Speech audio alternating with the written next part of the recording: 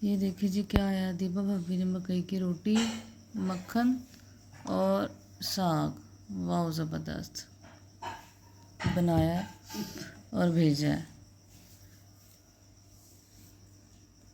ज़बरदस्त जी, बहुत बहुत शुक्रिया दीपा भाभी।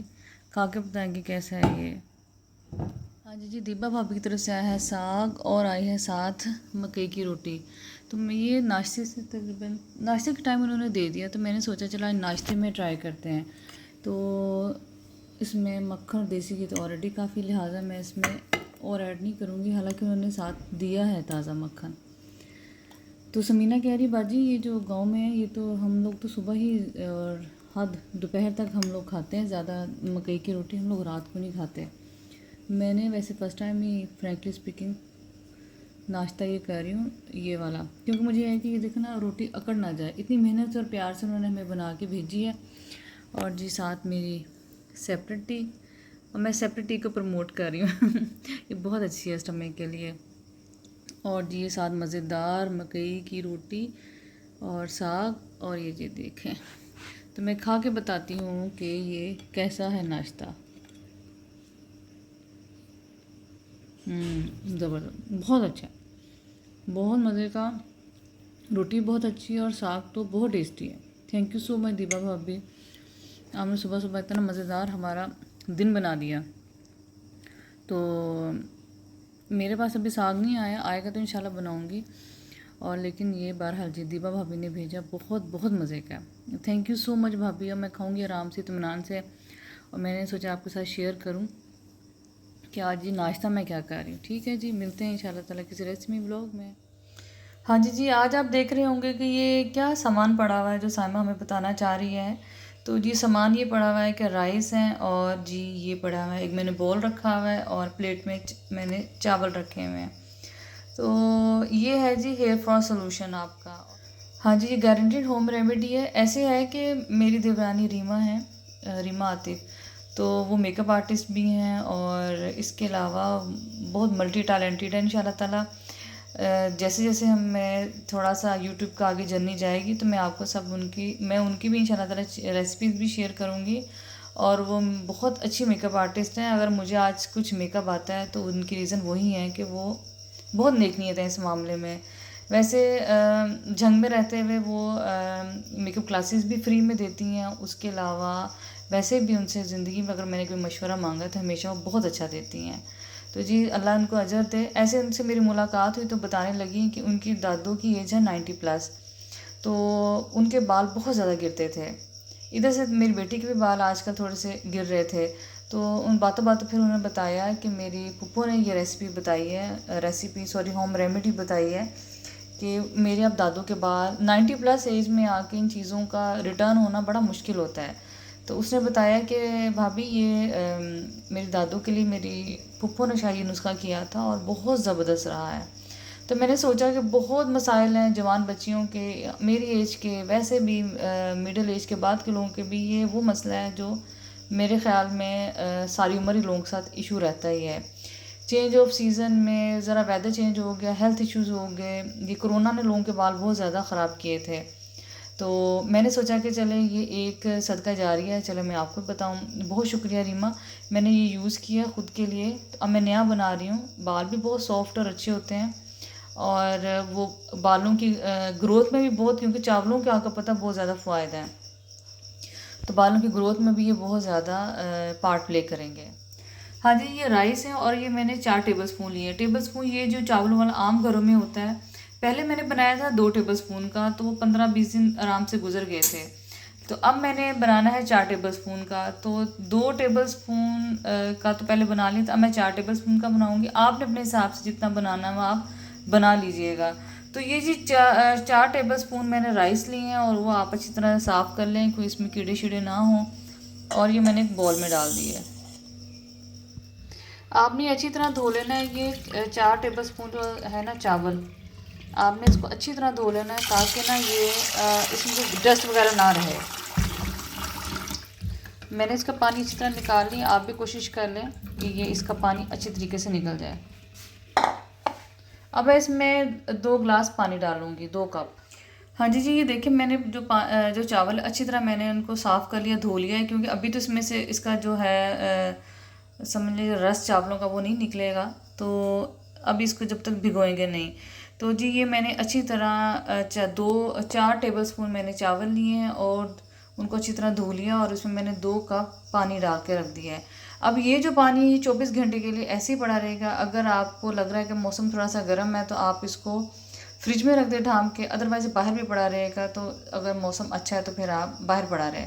तो जी ये चावल जो है पानी में 24 घंटे भीगे रहेंगे। हमारे यहाँ भी मौसम काफ़ी चेंज हो गया, लेकिन फिर भी अब मैं तकरीबन शाम तक ये ऐसे ही बाहर पड़े रहेंगे। उसके बाद मैं इसको फ्रिज में ऐसे रख दूँगी। तो इंशाल्लाह ताला जब 24 घंटे होंगे तो उसके बाद मैं आपको दिखाऊँगी, और नेक्स्ट स्टेप क्या होगा वो भी मैं आपको बताऊँगी।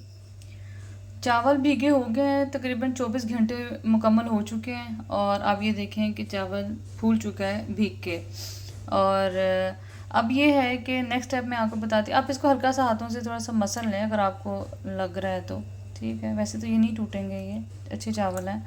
तो आप इसको अच्छी तरह मिक्स कर लें एक दफ़ा, ताकि जो चावलों में थोड़ा बहुत अज़ा रह गए हैं, आपको लग रहा है कि ये बैठे हुए चावल हैं, तो चलो ये थोड़ा सा इसमें से बाकी मांदा जो जूस रह गया वो निकाल लें। तो ये देखिए गदला हो गया पानी, क्योंकि मैंने इसे अच्छी तरह मिक्स किया है। और वैसे 24 घंटे में मैंने कुछ घंटे मतलब कल रात तक मैंने इसको रखा था, बाहर किचन में पड़ा रहा था। और अब मैंने इसको उसके बाद मैंने रात को इसको फ्रिज में रख दिया था, क्योंकि मौसम अभी भी इतना एतबार वाला नहीं है कि आप अपने ही चावल ख़राब कर लें, ठीक है। अब मैं जी एक बॉल लेके सादा, उसमें मैं ये सारा पानी निकाल लूँगी। आपने बिल्कुल कोई चावल का दाना अंदर नहीं आने देना है। ऐसे ही आपने इसमें पानी अलग कर लेना है। अब पानी आपने अलग कर लिया, बाकी बताती हूँ कि मैंने अब क्या करना है। अब कोई भी जो आप शैम्पू यूज़ करते हैं, मेरे पास वैसे ये सनसिल्क है, आप कोई भी यूज़ कर सकते हैं। इसके मैंने 3 टेबल स्पून भर के 1 कप के हिसाब से इसमें डालना है। मतलब 2 कप पानी था। कप बहुत बड़े वाला नहीं होना चाहिए आपका, मीडियम साइज़ का कप होना चाहिए। उसमें आप 2 भी डाल सकते हैं। वैसे मुझे रीमा ने 2 कहा था, लेकिन क्योंकि हम लोगों के बाल लंबे और थिक हैं तो मुझे उसके लिए थोड़ी सी शैम्पू की कैले मकदार कम लगी। तो मैंने इसमें पहले भी वाले में मैंने 3 टेबल स्पून भर के मैं इसमें शैम्पू डालूँगी। मतलब ये मीडियम साइज़ के 2 कप है ना पानी के, तो मैं इसमें 6 टेबल स्पून डालूँगी शैम्पू। मेरे पास ऐसे बॉटल पे ऑलमोस्ट ये खाली है, मैं इसमें डाल लूँगी। आप देख लें कोई भी ले लें बॉटल जो आपको जो घर में हो, आप उसमें ये मिक्स करके रख लें। ये देखिए टेबल स्पून है, अब मैं टेबल स्पून इसमें ऐसे 6 डाल दूँगी। ठीक हो गया। अब 6 टेबल स्पून डाल के मैं आपको दिखाती हूँ। ये 1 टेबल स्पून है, ये वाला जो आम खाने का चम्मच होता है, मैं इसमें 6 डालूँगी। हाँ जी, मैंने 6 टेबल स्पून इसमें डाल लिया है शैम्पू, और 2 मीडियम साइज़ का पानी था जो चावलों वाला था। तो अब मैं इसको अच्छी तरह मिक्स कर लूँगी, एक बॉटल में डाल के रख लूँगी और जब भी मैंने नहाना हो मैं ये यूज़ करूँगी। अगर आपको लग रहा है कि मौसम गर्म है और चीज़ें ख़राब हो रही हैं तो प्लीज़ आप इसको फ्रिज में रखिएगा। और मैंने भी चूँकि पिछले माह बनाया था, तो और काफ़ी मेरा अरसा चल चुका है अब, तो अब लिहाजा मैं अभी भी इसको फ़िलहाल फ्रिज में रखूँगी, क्योंकि चावलों का पानी मैं नहीं चाहती कि आपकी मेहनत भी ज़ाया हो जाए और जो रेसिपी है वो भी आपकी ख़राब बने। हाँ जी, जी, आपको चावलों का पानी और शैम्पू से बिल्कुल एक नया शैम्पू रेडी हो चुका है। और इसका ये भी एक फ़ायदा, आपके बाल गिरना तो बंद होंगे, साथ डायरेक्टली जो शैम्पू आपके स्किन के लिए और बालों के लिए हार्मफुल होता है ना, वो नहीं होगा। माइल्ड इसका बन जाएगा। एक तो बालों की ग्रोथ भी अच्छी होगी, बाल गिरना बंद हो जाएंगे। और ये आप ये देखें कि 90+ हैं जो मेरी राशिद की भाभी रीमा, उनकी दादो, और उनके बाल गिरना बंद हो गया। तो यंगस्टर्स के लिए तो बहुत अच्छा ये वाला नुस्खा है। तो जी आप यूज़ कीजिएगा, मुझे बताइएगा अभी कैसा लगा आपको। तकरीबन 2 माह उन्होंने कहा है कि 2 माह आपने रेगुलर ये यूज़ करना है, तो उसका फ़ायदा होगा। तो जी उम्मीद है इंशाल्लाह ताला आपके भी काम आएगी, मुझे भी बड़े काम आए। एक तो मेरे बालों में शाइन आनी शुरू हो गई है, और दूसरा ये है कि बाल वाकई गिरना मेरे काफ़ी कम हो गए हैं। तो अब मैं इस बॉटल में डाल के रख लूँगी। आप फ्रिज में रख लीजिएगा, अदरवाइज़ आपके उधर मौसम ठंडा है कहीं भी जहाँ रह रहे हैं, फिर आप चाहे इसको बाहर रहने दें, ठीक है। तो जी इंशाल्लाह उम्मीद है आज की आपको जो मैंने आपको एक नुस्खा बताया है desi home remedy hair fall solution के लिए, आपको अच्छी लगी होगी। आप